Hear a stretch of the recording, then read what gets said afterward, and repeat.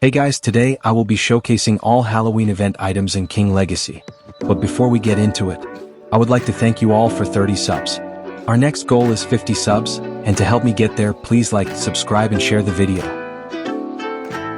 Now starting off the showcase, we have 4 accessories, 2 being new and the rest from past events. Then we have 2 Halloween swords, where one is a newly developed sword and the other being from the past. As you can see, I have all 4 accessories and swords. This is the new GUI. Now first, to get any of the items, you have to have candy, which is obtainable by different NPCs, depending on which sea you are in. You can see on screen which island NPCs you can get candy from. Now in the 3rd sea on the Halloween island, you can redeem candy and some materials for different Halloween event items. Just talk to Hexley Hallow and there you can craft items.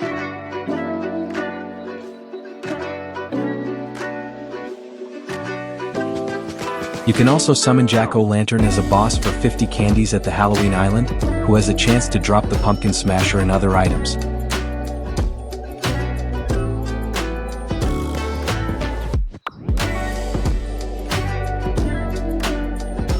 Now let's get into the accessories. First we have the Hallow lamp. It does 5% extra sword damage and has an extra 7.5% reduced sword damage. This lamp is a pretty decent accessory for sword mains, but I wouldn't recommend it. It also looks pretty clean with the orange tint, but other than that it kinda is just a collectible.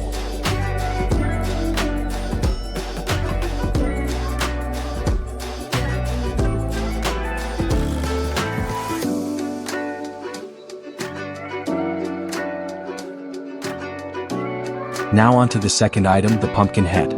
It does 4% extra to all damage and has 5% damage reduction. It is also just a collectible.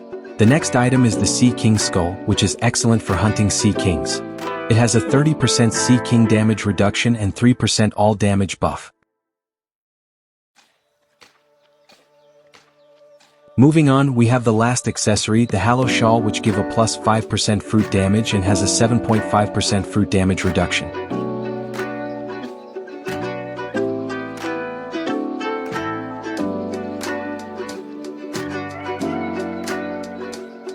Now we have our first weapon, the pumpkin smasher. It looks pretty clean without hockey, but let's see it with hockey. Now with hockey, it looks cooler with the glowing pumpkin face.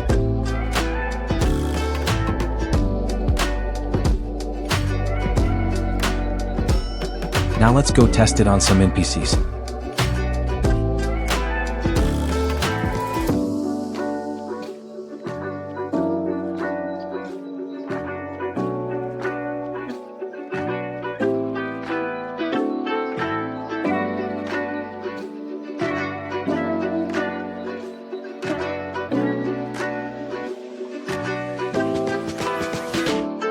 The first move, hammer spins without hockey.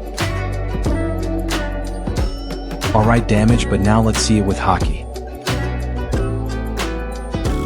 Annoying gorillas.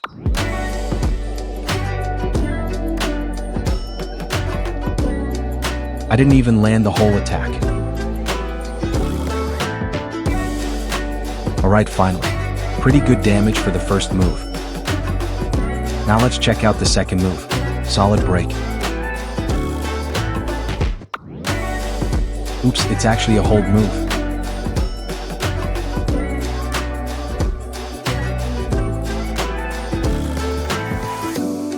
Goddamn gorillas. This is why NPCs without attack moves are better to showcase moves on.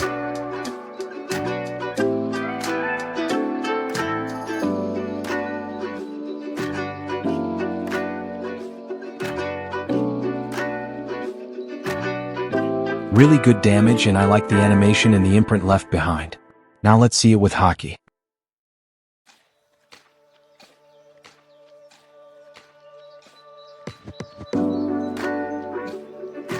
Just slightly more damage. Overall, this weapon is alright, and its major flaw is its range. I would not recommend it for PvP or PvE.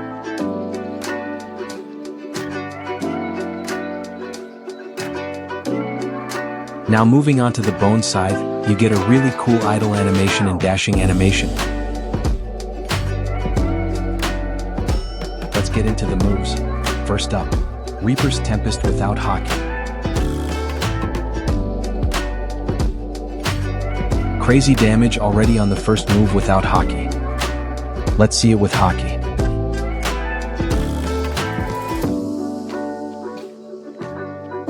Even more damage as expected.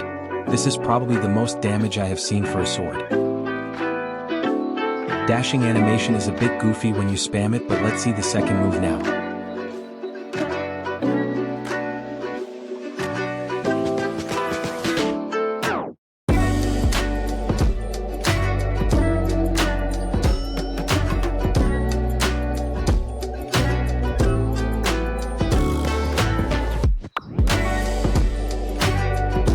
Pretty good graphics, but not a lot of damage. Even though it has little damage, it can actually move and can move people once they are caught in the beam. Now with Hockey.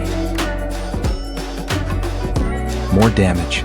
Anyways, overall, the bone side does have some PvP potential and would be pretty good for PvE when grinding. If you guys enjoyed this video, please like and subscribe. 99% of you guys are not subscribed, so it would really help me if you did subscribe. Anyways,